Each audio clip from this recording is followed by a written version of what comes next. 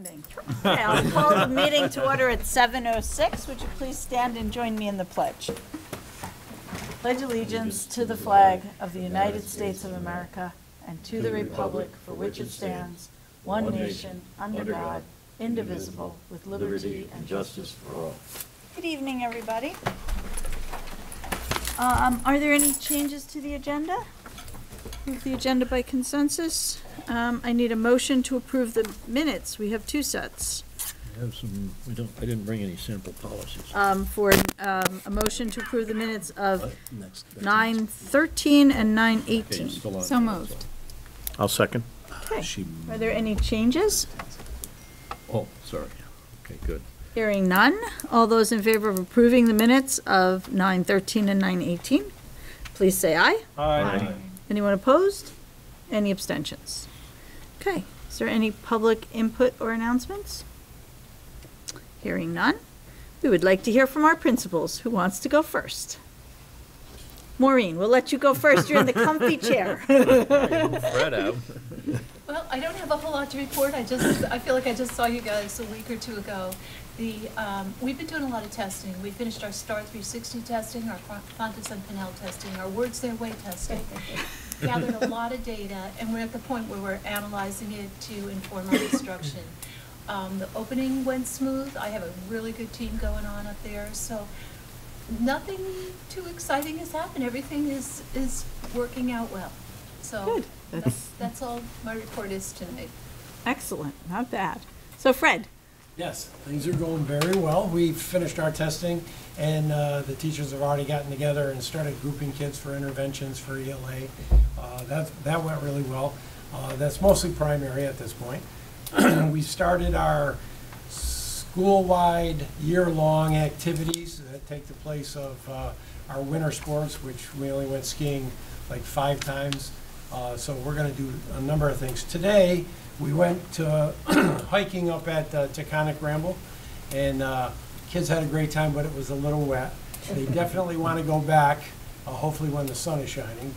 And then our primary kids are going to go hiking locally in 2 weeks. So we're going to do things like that throughout the year.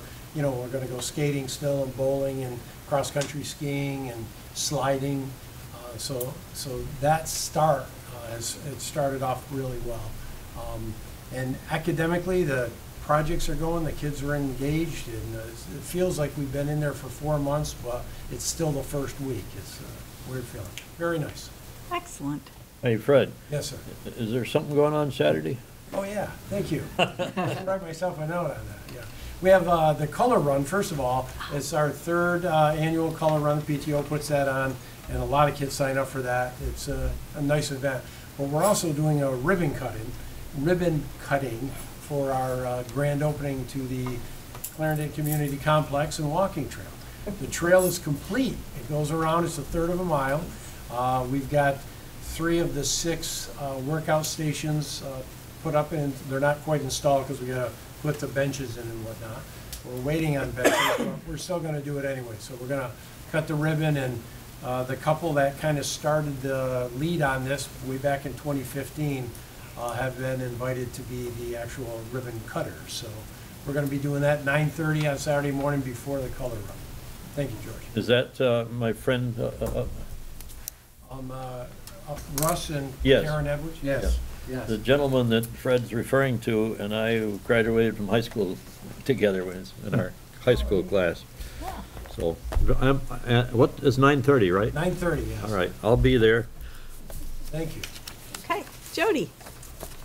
So we had a great back to school night and pizza potluck. Coming up on Friday is our 1st annual Harvest Festival.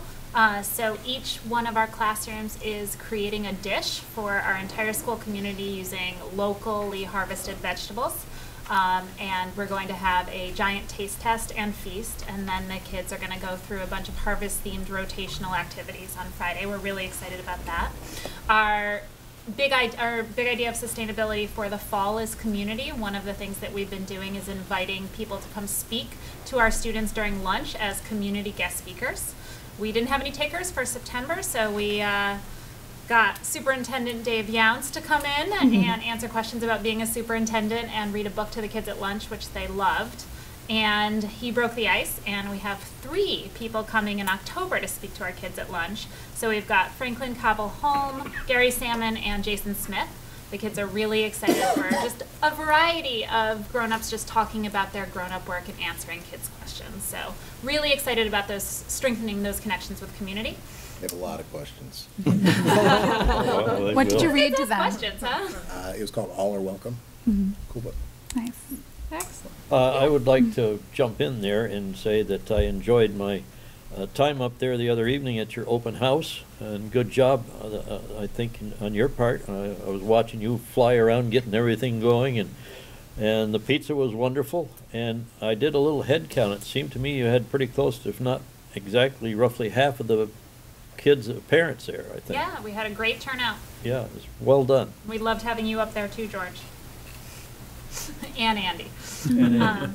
Where's Andy? He's There over he there. is. Hi, Andy. Our 5th and 6th graders are 1 into 3 trips doing field work at Merck Forest this fall. Parent-teacher conferences are coming up. And then the only other thing I wanted to tell you about is watch out. Well, we had our open house. We talked to parents about writing letters of support for the electric bus program if Yeah. they were inclined to. One of my 5th graders decided he felt strongly about it, and so he sent a letter over to the board. Great. Oh, great. So Okay. that was exciting to me, just that student activism. Excellent. Thank you. Tyler, what's going on at the high school? A lot of things. In the past couple of weeks, we had a really successful homecoming. I think almost our entire student body, 9 through 12, was there. It's a very populated event.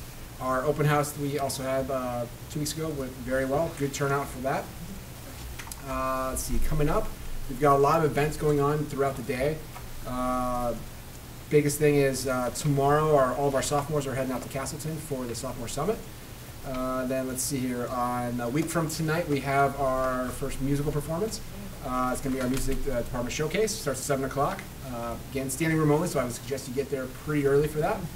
And then something new for us coming up, and I mentioned it last time, is PSATs. So that's going to be on October 16th. And something new for us this year is last year, all our juniors all took the exam. This year, all of our sophomores and juniors will be taking that exam. And then our seniors will be participating in some college and career readiness classes and programs. We have Castleton and CCV coming in to do some presentations. And then our freshmen are going to be working with doing some community service around our school and around the elementary schools. Oh, excellent. That sounds great. And may I touch base with you on something? Yeah. I was at Stafford this morning at the program committee that they have, and I learned that we are now 4th in terms of number of kids being sent to Stafford, which we've been 2nd for many, many years. I also learned that they felt that there was some issues with scheduling or something here at Mill River that made it difficult for Mill River kids to get there. I mean, does that make sense to you? There's always that choice. There's always the, if kids want to access programming here and there, there's always that choice of where that programming lies. A big part of that programming is our music programs. Being the second block of the day, that is a very large draw for Mill River, and we know that, and that's what we do really well. However, sometimes if students want to access both, sometimes their programs don't allow for that at Stafford for them to be late. We do have a group of kids, depending on when the academic time is on a Stafford class, it doesn't automatically happen right away when they get there, so there is some flexibility with some of the programs, but then some of the other programs, their academic time starts right off the bat and there's a choice, unfortunately. As much as we don't want to have students have to make that choice, they are choosing to access that programming, so they're, sometimes it, unfortunately, just, it does not work out with schedule. Okay. Okay. Helen, you can't hide. You can't hide behind. So we've had similar things going on at Wallingford with all the assessments that have occurred in September, and wrapping that up and getting kids organized into groups and to begin the grade instruction that will occur. We've had some sad events happening at Wallingford. Nancy Seward, a long-time paraeducator, passed away, and it was a great showing of Wallingford staff at her service. And it was fun to listen to Kevin Stanley gave a great speech about her and her years of service, and some pretty funny stories about some of the things that she did. We had a great showing there of both present and past staff, and her family really appreciated that. Our fifth graders are doing the same Merck Forest trip as Shrewsbury. They had their first one this week, and they have a couple more coming up. And we're all getting ready for student-involved led conferences that are coming up in another week. And we had a great open house, and appreciate both Maria and Liz and Tammy, who showed up as board members. And I don't know, did you guys get an ice cream? I was serving ice cream all night, so no ice cream. I didn't serve you any. Oh, darn. One afterwards. Yeah. It's a great the showing. end. Everybody came. Kids wandered around the classrooms and showing their parents all the activities Book sale that day, are going too. on. Yeah, I think BJ was quite busy with the book Yeah, sale. that's Everyone walking by right. had books, so. BJ was selling books with PTO, so it was a great night. Great, thank you. Central office reports. Yeah, so I need to take responsibility for the fact that a week and a half ago, which is usually when I cue our central office team, that, hey, let's get our reports ready. They're due on Friday so that Andy Richards-Peel can read them over the weekend before Thank you. Thank before you. the Always meeting. appreciate that. Overlooked that last week. So we're punting tonight on reports. So the work I've been up to has been largely centered around two things, actually policy work, which we're working on some things around allergies in particular, a couple other things in the hopper, and some legal interaction on like our non-resident student and those types of policies. And then work around our board goals, which we're going to share with you in just a little bit. We've been hustling as an administrative group to start to get our brainstorming organized so that we can start to formulate some clear plans. So pass on to Brian. The most exciting thing that I think has been happening since last time I gave a board report is working with principals, something that's new this year. While a lot of what I have been sharing has not been new, what Coral, Andrew, Dave, and I have been doing is scheduling time in each building to go and do walkthroughs with each principal and then debrief, which has been, I think, an awesome experience, just having those dialogues, getting back in the classrooms. You know, we've always made the effort to try and stay connected to the classroom and see what kids are doing and what the wonderful things our educators are doing, but blocking off that time with each principal to sit down and have a conversation and really dive deeply into what we see going on, that's been, I think, awesome, very valuable. So that's what I'll share. Okay, thank you. Any questions about anything else going on? Well, I was just curious about the job that you announced a few minutes ago in the other room. I mean, is that going to pay a lot or what? That's up to the stipend committee, George. Okay. Waiting on a job description. Andrew. Yeah, I'll just build off of what Brian was saying. I've really enjoyed doing the walkthroughs with the different principals to not only be in the buildings, but also have really good conversations around how we can build kind of increased instruction and in our instructional leadership capacity. So that's been a lot of fun to be able to do that. As far as things I've been focused on, a lot of it revolves around refining communication and articulation of the shift to proficiency-based learning, proficiency-based grading, and graduation requirements.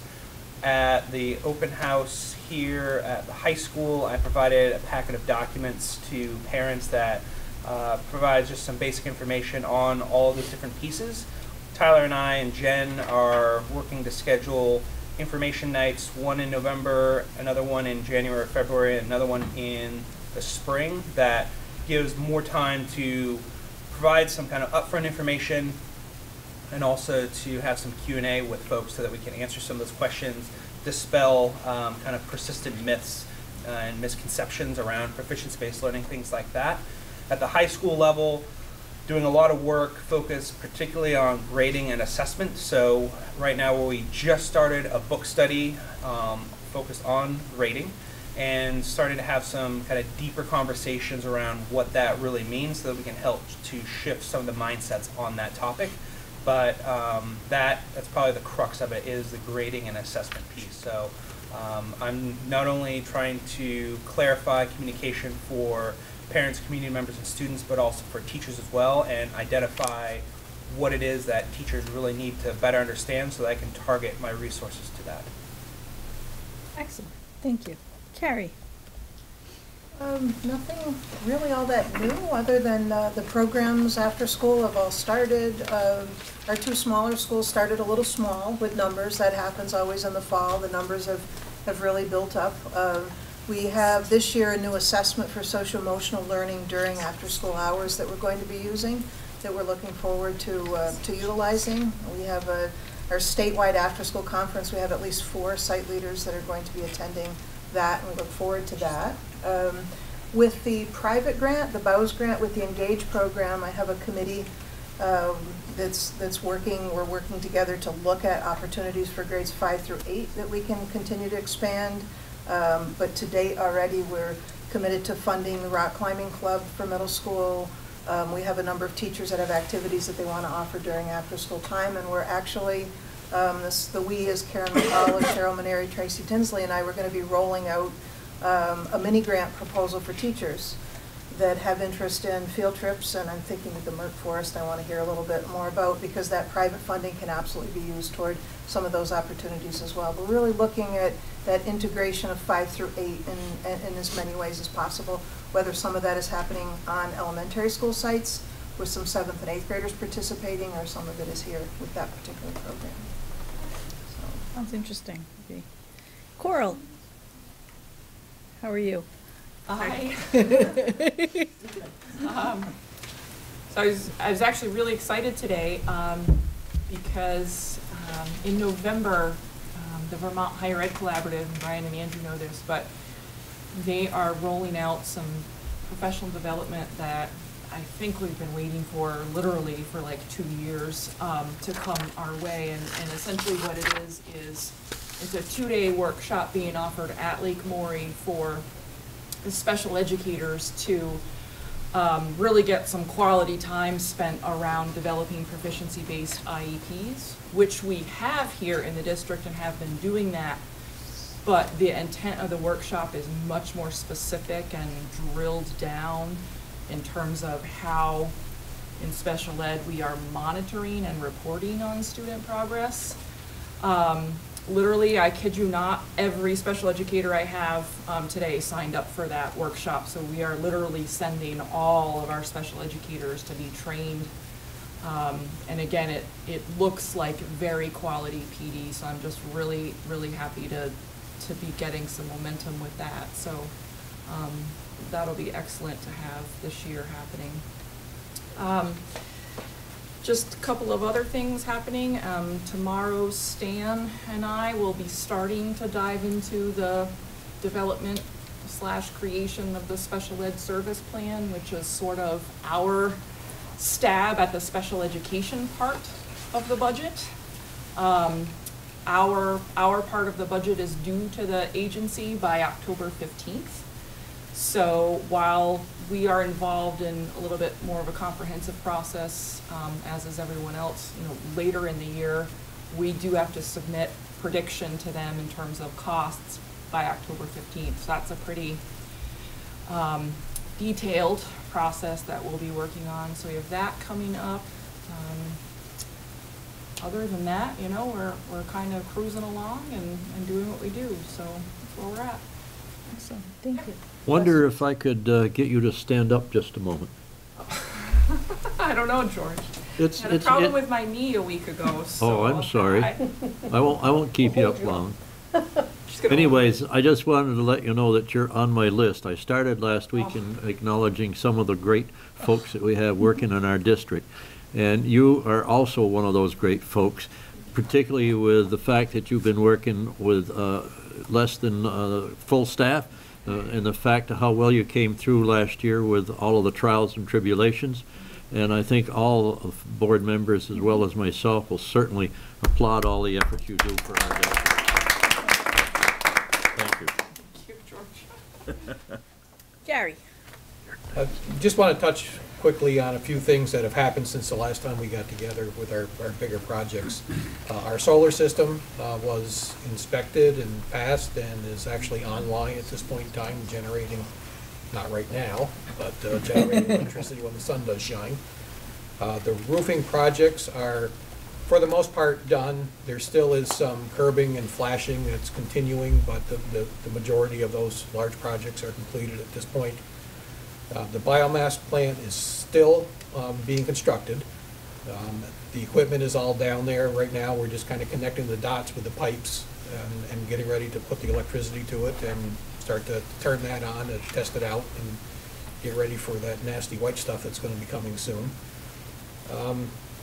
Basically, in all the buildings, we're focusing right now on commissioning of the controls that were installed as part of the big energy project. So we're trying to get all the little kinks worked out with the control packages.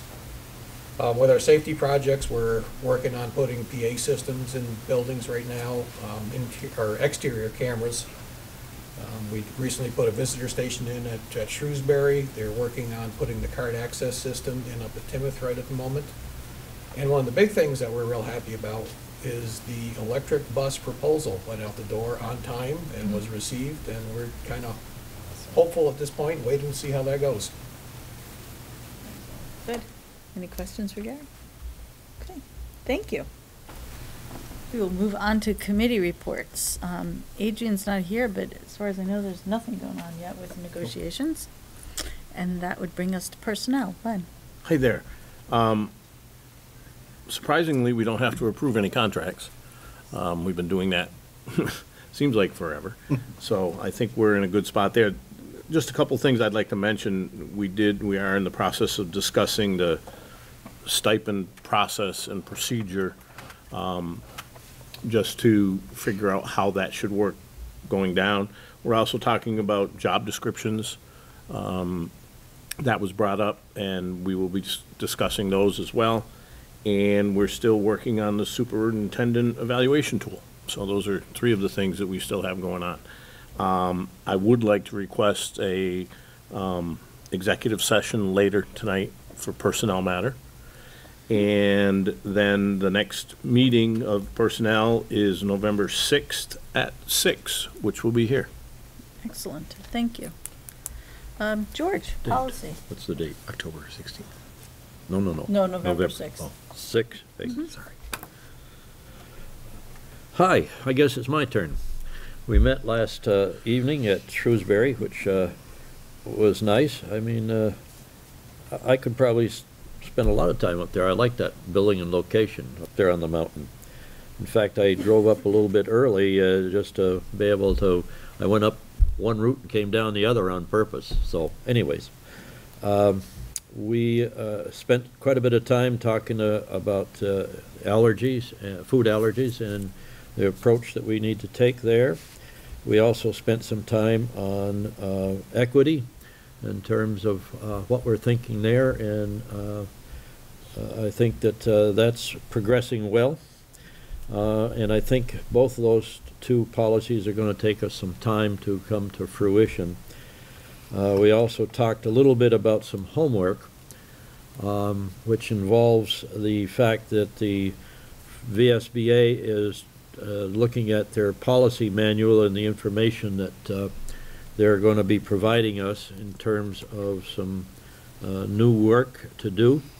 In conjunction with that, we've talked about the fact that we may need to think about policy review sooner than the 10 years that's been kind of the standard for quite a while. The VSBA is recommending 3 years, and which is going to be tight, but what we decided last evening is that we would take the list of recommended policies and we would divide them up amongst the committee members and have each policy reviewed in parallel to the standard issued by the VSBA. George, it was required policies. Required, thank you. And Liz is, of course, setting up the chart for how we're going to do that. Thank you, Liz. So that's kind of what's ahead of us. Our next meeting will be the first Tuesday in November. So that's all I have. Excellent, thank you. Buildings and grounds, John isn't here. Well, Andy and I were. Andy, you want to say something? Well, there's not really much more to say than I what was gonna Gary say, said. is there anything more because than we what just Gary- met last night, 2 nights ago, last night. Last night. That's what we talked about. Yeah. The bond, most of the work from the bonds is finished. There's, Gary mentioned, there are just a few items left, such as the biomass boiler and finishing up the roof, but everything's on schedule and on budget. So it's all good. Excellent. Well, then we'll let you go segue right into Right. finance. Finance. So the numbers. Let's see, so this is dated, I'm gonna say October 22nd, October 2nd, 2019, and this is listed as combined. And under the operating account, $504,678.23. After school fund, $1,498.74. Food service fund, $1,306.14. MR school activities, $67.36. The total of this combined batch is $507,580.47. And then over here I have, it's payroll. I read it incorrectly. Okay. So, but we have several.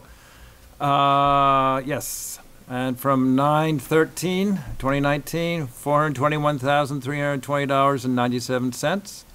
From 9/16/2019, $4,532.67. From 9/16/2019, $656.50. From 9/27/2019, $431,607.86. Finally, from 10/1/2019, $9,692.67. The total of all these payrolls is $867,810.67. So I move the pay orders and payroll be approved as read. Is there a second? I'll second. Second. Thank you. Any discussion? I reviewed the materials earlier today. Most everything was normal and appropriate. Didn't find any concerns in the review. Okay. So any other comments or questions? Hearing none. All those in favor of approving the pay orders and payroll as read, please say aye. Aye. Anyone opposed? Any abstentions? Okay. And Tammy, I'd give an update from our Finance Committee meeting on Monday. We continued to discuss the proposals for the 2021 budget. David emphasized that the proposals he was presenting encompassed a dream list, and I want to emphasize that. This is just discussion. So to summarize briefly what we are covering, the Trailhead program under that, space needs, training, and transportation. We want to note that the staff committee that's dealing with Trailhead is leaning towards having a base of operation at Mill River for a variety of logistical reasons. The pre-program, there are no plans to increase the size of the program this time. It's doing very well. It's fully enrolled, but we don't want to get too far ahead of ourselves. There is a need for a pre-K coordinator, and that would be a 0.4 FTE position. District Arts Coordinator at an estimated stipend of $12,500 for this position. But the reason for the position is to follow through with the intent of coordinating art all the way through from pre-K to 12. The Shrewsbury Garden needs an overhaul and improvements. That's estimated at $8,500. The Shrewsbury School needs a land survey because we're not certain where the boundaries are, and with more outdoor classrooms, it's important to know that. That's estimated to be for $1,000. To improve course offerings and flexibility of course choices at Mill River, the following is proposed. 0.5 visual arts, 1 additional math teacher, 1 additional PE teacher, and addition of a half-time wood shop instructor. Our schools are continuing to face increasing student behavior challenges, social and emotional, in part due to the drug and opioid crisis. It is being recommended that school counselors be increased by 4 to be spread out through the district. Increase of a school psychologist, in addition of a social behavior specialist at Mill River. To follow through with the goal of reducing out-of-school suspension, it's being recommended that there be the addition of 1 staff person to support in-school suspension. This, of course, would be at Mill River. Addressing the vaping issue. David told us that with the changes occurring on the state and federal level, he wants to hold off making any recommendations right now to see if there'll be any significant changes. Staff wellness and retention, no specifics were presented yet. David has a variety of ideas. Quick sampling includes exploring the benefits program for staff, changes in addition to board policies, yoga and mindfulness at all the schools, review of mentor program and training. And that's just some of the ideas that Dave has swirling about his head. The committee at some length discussed the importance of not significantly raising taxes to support the budget. I feel like we've reached a point of having to be very aware of that after last year. Stan pointed out to us that this year we lose the 2% incentive, which was part of the consolidation program, and so that's going away, and that will have an impact upon our budget. There was discussion of the budget surplus at the end of the year, and we continue to rely upon that to offset our budget expenses and lower taxes somewhat. The question was raised, what if in the following year we don't have a surplus? And do we want to continue to rely upon it, or do we want to do something else with it? David anticipates that at the next meeting, he's going to have a firm estimate of student enrollment, and that includes Black River students. And at the meeting, David will begin to put priorities to his dream list, and we will go from there. Next meeting is Monday, October 28th at 4:30. Thank you. Community engagement. So we had board members at all of the open houses in the past couple of weeks. So thank you to the board members that came, and thank you to the principals that helped support that and make that happen. And that was a good start. We're continuing to work on our community engagement plan for the board, including looking at policies, at plans from other schools and other places. And our next meeting is tentatively October 19th at 9 a.m. It's a Saturday. Okay. Thank you. And now we move on to board goals status update. Got it. So as you recall, the board goals that you approved in late August, we built in a status update in October and April. So it's October, and here we are. So our intention is this will be hopefully no longer than 15 minutes. This is really a brain dump of information that we've been processing and trying to organize ourselves as an administrative team.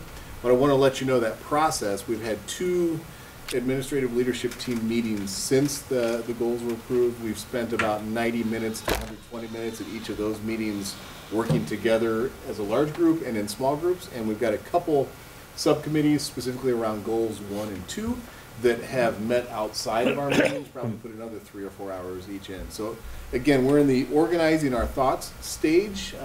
This will be the messiest information that you see throughout this process, we hope. And I have shared this presentation with all of you electronically.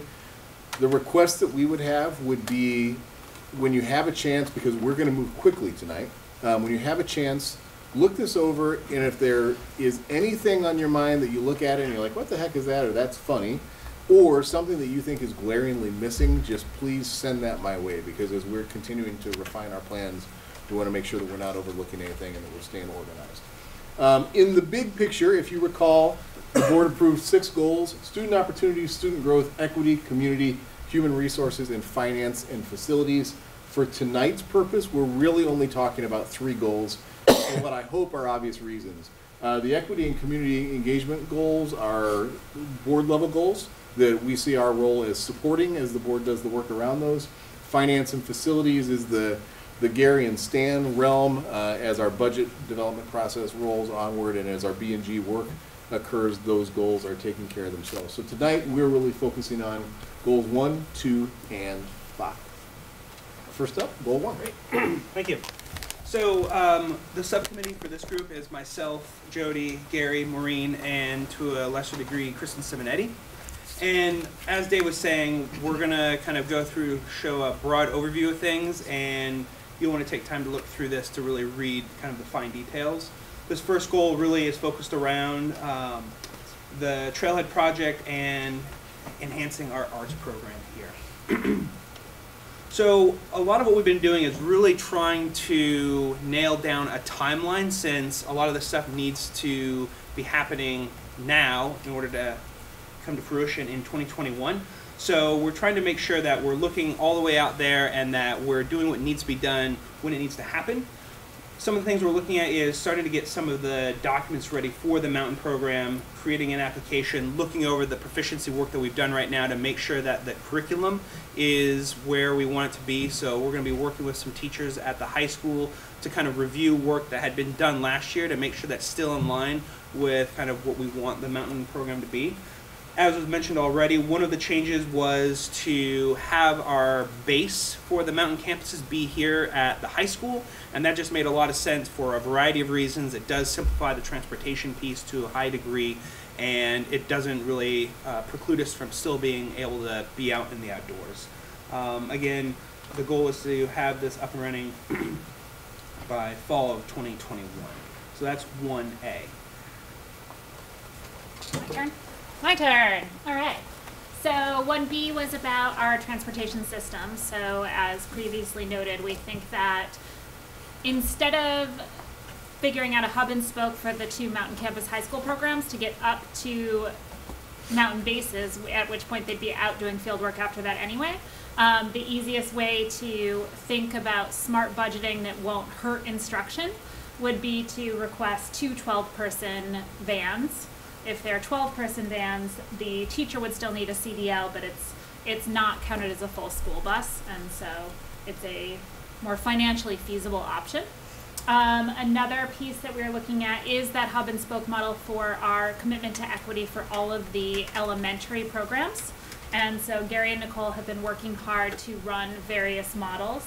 We do have an initial model completed, and so the basics of what that looks like is that everyone is picked up in their home towns, dropped off at their elementary schools if they choose their hometown, and then brought here in a hub and spoke and sent back out to the elementary schools if they choose bus transportation to go from one hometown to a different elementary program.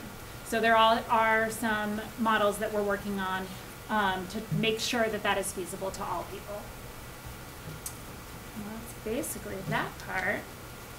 All right, and then some exciting stuff around music. So we did bring Kristen Simonetti in as a passionate advocate for our arts program into this discussion to make sure that what we were thinking about really also went together with what she thinks that her entire department would love. One idea we had was to designate a fine arts director. So that would be similar to an athletic director, but only a 0.4 FTE. That person would be charged with coordinating all of the fine arts going on pre-K through 12 in our district. So that would include creating more literature around all of our programming, making sure that we are enhancing the programs that we have and that we're correctly getting out to the community the programs that we have. It would include ensuring that there's equity for all of our programming and helping to coach teachers throughout the arts program. Another idea that we had was a change in the elementary concert programming. So right now, the elementary schools do it somewhat differently, but overall, most of us have 2 concerts a year for our bands and our choruses. One thought was if we made our spring band and chorus concert be here at Mill River, where all of the kids were working winter to spring on the same pieces, but in their home schools, then we could have a dress rehearsal where they all come all together and then have a district elementary nighttime band and chorus concert. That would help us ensure equity. It would increase quality, and it would allow those kids to come together multiple times in their elementary years to get ready for middle school band and chorus. That would be no cost and easily done. Another idea was the idea of an after-school elective. So we've had increasing popularity in our elementary sports programs for 4th through 6th graders. Basketball, running club, what else? Soccer. And so we were thinking, would there be the possibility for something like that in the arts? So our idea was to float a trial arts after-school opportunity for that 5 through 8 that Carrie was talking about. There may even be the possibility of grant funding for some of that. But to say theater, because theater really does encompass multiple fine arts, and to say maybe we could offer 3 to 4 months in the wintertime of an extracurricular in one of the elementary schools as a home-based theater program. That's pretty much that.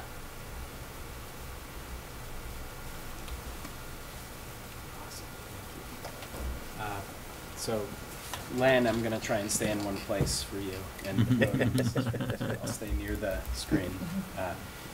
Goal 2 is gigantic. When we talk about student growth, this goal is not just talking about academics. This is talking about social, emotional. This is talking about the whole student. And we're really looking for growth on a lot of different metrics than some of the traditional ones. That said, some of this work is work we've always done. So some is going to be a little newer than some other pieces of it for that reason. The academic piece, the 2A, is something that we've always done. We've always been looking at how our students are doing in the classroom. We've always been trying to look at data, think about how we can shift our instruction and do things better. And that data doesn't always just mean test scores. That means how students are performing in the classroom on whatever they're doing that day, observational data. So looking at how our students are doing and trying to improve so that they leave here prepared for whatever they're going on to later in life. So this isn't going to be earth-shattering. We're going to continue looking at our curriculum, our assessment, our instruction.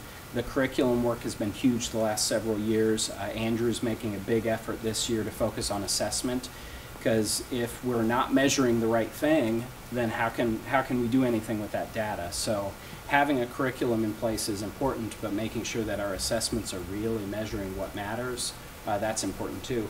Looking at instruction, those walkthroughs with our principals, looking at how are our educators interacting with our kiddos. Are they standing up front and talking the whole time? And some kids aren't engaged? Or are they engaging their students and students are learning? So looking at that instruction piece too is huge. Working collaboratively with the principals, like I was explaining earlier, that's a huge piece of this work. And then working with teams of teachers to really look at data. And like I said, not just that test data, but anything that's coming out of the classroom, even observational data, where we can talk with our educators, they can share with each other what works and what doesn't work, so they can grow their collective efficacy. So it's a fancy phrase, collective efficacy. No one teacher's perfect, but they all have really good skills that they can share with each other. So collectively, they can become more effective, more efficient. So not earth-shattering, things that we've been working on and will continue working on. The PSAT and flexible pathways, those are two big pieces for the high school. Those are pieces that Tyler and Jen are engaging their staff in discussing and figuring out how they can raise those. Those look reasonable when we start looking at the numbers and the goals. We're on track with flexible pathways. We were higher than our goal, actually, so we're going to keep doing what we're doing. For the PSAT, we're going to make some changes too with who is actually taking it so that we can start working towards that goal. Social emotional is a big one, and that's one that our elementary schools have started doing a lot of work on. Last year, we did some good work figuring out types of curriculums that we could start getting to our educators so they could start working with our kiddos, not just on math and reading, but on the social emotional skills. How do I get along with my classmates? When conflict arises, how do I work through those conflicts? So that, believe it or not, a third grade teacher is not mediating the conflict. The third grade teacher is watching the third graders mediate it themselves. So some really, really cool things happening there. We do want to rethink disciplinary models. This is something that our group got together and we talked about, and we had great ideas. We're all administrators. We're not just going to make a decision and, hey, this is what we're doing now. So school building leaders are going back to their schools and they're engaging their educators in conversations around what is or isn't working with our disciplinary models. Are we historically subscribing to a very punitive model, and we maybe need to shift to something that's more of a restorative practice model? Most likely, but we need to engage our educators in those conversations. That's going to be a process this year, and that's something that we'll be working on, and we will hope to be getting closer and closer to that goal of lowering the suspension numbers, but it's going to take us some work to get there. Changing that model is not a switch we can flip and have fixed tomorrow. So to do it the right way, our principals are going to go back to their buildings, engage their educators, and we can collectively try and figure out how to work towards that. Something else we're looking at is alternative programs. So if there are kiddos who are struggling consistently, can we have an alternative program where they can work with a trained educator and try and meet those needs? That way they're not always out of the classroom. We've got another classroom for them that might work better for them. The social emotional piece here is talking about attendance and some of our students' answers on the Youth Risk Behavior Survey. So that's where they are self-reporting that they feel like they're valued in the community, or they feel like they're connected to at least one adult in their building. To raise those scores, we're talking about, so with attendance, we're talking about parent education programs. Historically, we've sent a letter out. But we need to engage our parents more. We need to meet with them. We need to talk with them. We need to educate them on how important attendance is. Statistically, it's crazy. Statistically, you can look at kindergarten attendance, and you can get pretty close to predicting dropout rates, things like that. So educating our parents in how important attendance is later down the road. Harassment and bullying outreach is something we need to continue. If we have complaints of bullying and harassment and we are not following up on them, guess what? Kids aren't going to come into school because they're going to be afraid, and they feel that things are not being done to create a safe environment for them. So we're going to continue our work there. We're going to shift from a punitive model, hopefully, of disciplining students, and that should hopefully keep them in school more as well, raise those attendance rates. The high school is going to reinstitute their attendance committee so that we can have more eyes looking on the attendance situation and working with parents and trying to figure out how we can better solve that problem. And also there was an idea of the high school connecting to some regional resources who could help with the education around attendance. As I mentioned, the social emotional programming, and then an emphasis on advisories, and that's more of a high school piece. Our elementary kiddos, they stick around with that classroom teacher most of the day and they build great relationships. Our high school and middle school kiddos float throughout the day, and sometimes it's harder to create that relationship when you see the teacher for 45 minutes a day. So strengthening those advisories, those core groups, if you maybe call them homerooms or TAs, but that group that meets, and really the focus is for the teacher to get to know the kids. It's not an academic class. There's not a homework agenda, things like that. It's really to create those relationships, that there is that one adult in the building that kids will feel comfortable. So that's goal 2. A whole heck of a lot of things. Definitely reach out if you have questions, comments, feedback, input on any of that. Thank you, Brian. The goal 5 is our human resources work. So this is the goal that's really about, are we hiring and keeping people? Are they sticking around while they're here? Are they present? You know, if kids are going to learn, teachers need to be present and working with them. Are they healthy? Are they well in general? That's what this goal is overall about. Some of the specifics under goal number 5: employee retention rates. number of years that teachers stay in the district using our teacher evaluation system as well as possible and our mentoring program to support that effort. This writing is small, I apologize, but I know on your computers you'll be able to read it. Really, some of the things that we're looking at keying in on are a thorough analysis of our mentoring system, looking at all of our survey data from our mentoring system, mid-year check-ins to make sure that we're not missing things, to make sure that new folks aren't feeling left in the lurch in any way, shape, and form. We've got the data for that. We've got the structure in place. We're just in a spot where we need to refine and analyze the data that we've got in hand. We want to make sure that that teacher evaluation system is directly linked to our proficiency work and our proficiencies, as well as our foundational beliefs in terms of what we believe about kids and about learning. So there need to be direct correlations there. And then we do plan to initiate a formal exit interview process. Exit interviews have always been a little bit haphazard. We do them when it makes sense, but we haven't always done them. We'd like to formalize that process, particularly for people to leave voluntarily, to get that feedback on reasons why those things are occurring. Some other work, reviewing data about terminations to see if we can identify any trends or consistent patterns that exist when we need to decide that someone no longer works here with us and with our students. Someone mentioned earlier the concept of exploring benefit programs that actually have an impact on employees. There's some really interesting research we've started into what are benefits that mean something. What are things that will help people to feel well and feel happy and feel connected to their workplace. And then this last one is on this particular part of the goal is really important. You know, when I look around just in the room here, when I look at people like Coral, when I look at Tyler, when I look at Brian, when I look at Jody, we have a lot of examples in-house of folks that are in leadership roles now that came from within our system. We have devoted a lot of energy into identifying leaders, building them up, and promoting people from within when it makes sense.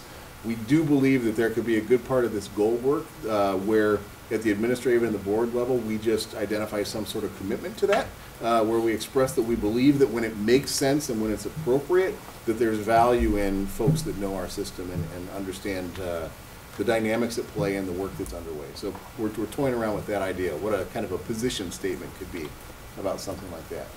Going further with the HR goals, one of our goals is about employee daily attendance rates and shooting for daily attendance rates of 95%. Being very candid, one of the struggles that we have related to that we talked about in our leadership team meeting this morning, you know, our teacher agreement currently does not specify what type of leave days are used for. It's just essentially wide open leave, which creates some interesting challenges administratively as you try to help people manage that leave. So in order for us to have an impact on that, we need to look at why things are taking place and when they're taking place. So things we're working on would be reviewing monthly our overall employee attendance data in our leadership team meetings to try to see where are the trends. Are they Mondays, Fridays, first week, third week? When do field trips fall? You know, what are all the different things that pull teachers out of classrooms? And what kind of decisions can we make related to that?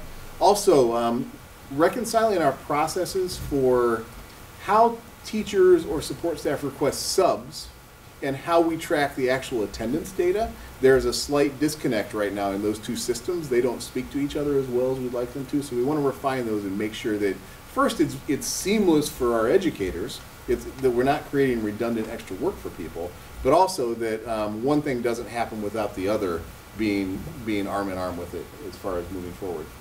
Administratively, we want to look at our expectations that we have for district meetings and committees that pull teachers out of classrooms and refine some of those expectations so that we're keeping teachers in classrooms as much as possible. If you move on to the goals that are about employee wellness plans and master agreements that are negotiated with an eye toward wellness, a lot of this work links to, we have a consolidated school health team. Mentioned that to you previously. That's a group of our folks. It's nursing staff, it's counselors, it's librarians, it's representative from the health department, a lot of individuals that engage collectively as a group to try to come up with ways to help support our staff and help them in their overall wellness goals. They are working on recommendations and ideas for what could go into an employee wellness policy. and they understand that they'll be able to share their thoughts and ideas with the board policy committee, so that the board policy committee can do its work and take those ideas and think about how they want to build an actual policy around employee wellness.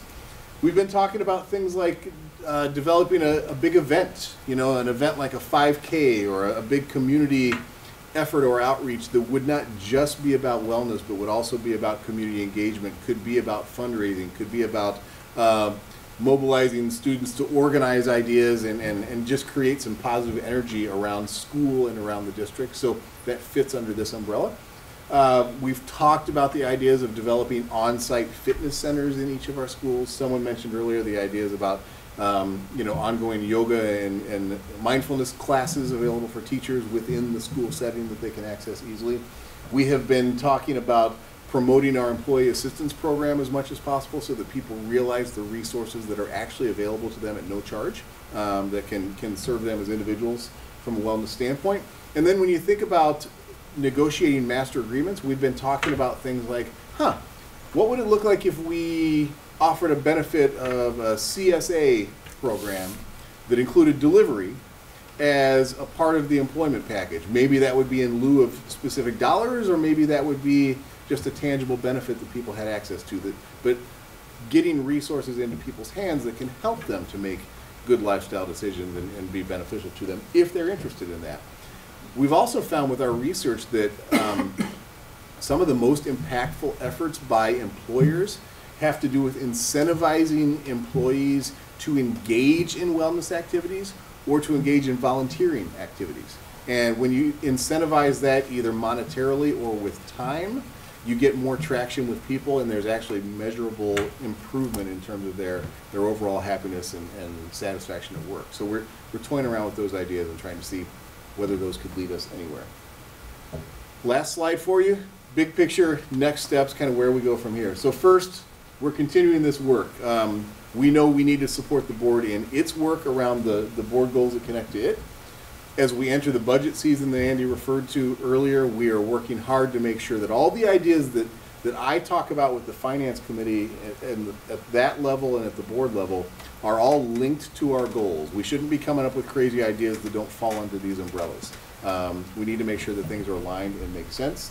And then finally, we will give you a comprehensive update in April as scheduled, but also as things develop, if we get things that are tangible or we get ideas that we think are important to share with you and with the public, we'll make sure that they emerge in all the formats that we are ready to share them with you in. And so we're excited about that work. I want to thank folks that presented tonight. I also want to thank the rest of our team because there's been a lot of heavy lifting.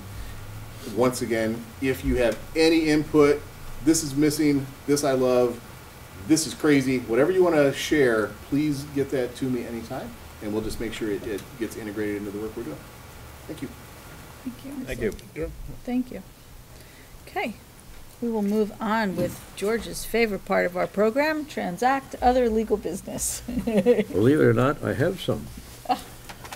We What would I'd be like- shocked if you didn't, George. What I'd like to do is to share a description with you about somebody working in an organization.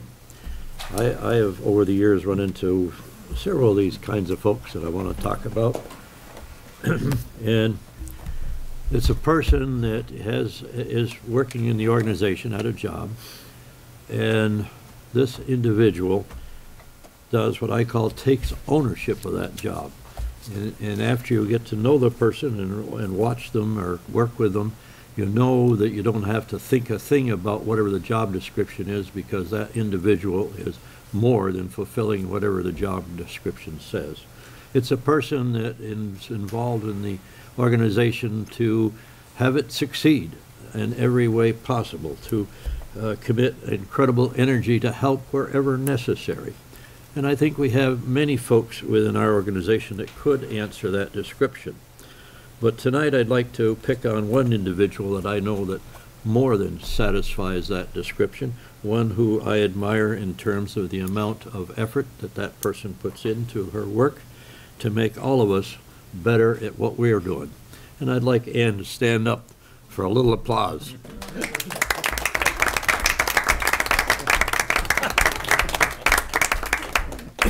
And would you please record all of that in the notes?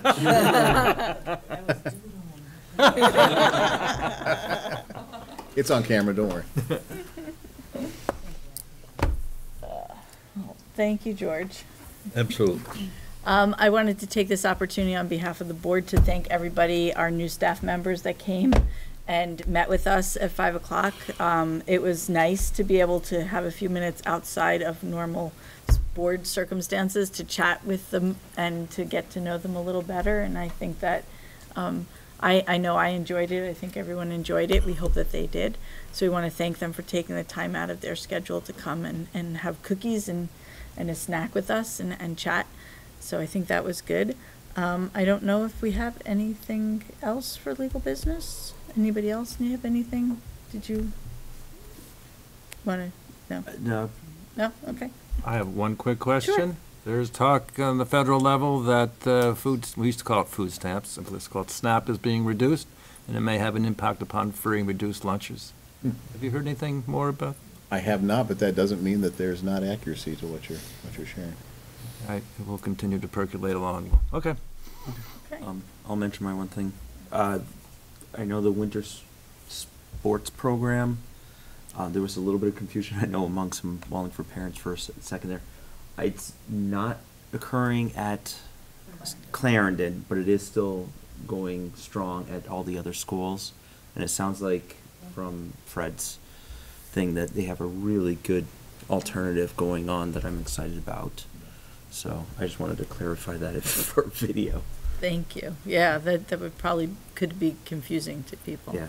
If you get a chance, if you haven't done so, get up to Clarendon to check out the field and the walking path. And I'm hoping that will be a neat community engagement piece for us as we continue on. Excellent. So we have some agenda building to do. Where will we be? We're at Shrewsbury. At Shrewsbury. Yep. So we will be at My Shrewsbury. favorite school. Well, I shouldn't say that, but a good Right. school. We've got some policies warned for What's the approval okay. already. Yep. Policies. I want to ask my fellow board members again, get me some ideas for some of that in-depth programming that we would like to see for that second meeting of the month, because hopefully we can start implementing that at our second November meeting. I think some of that might include some discussion on our,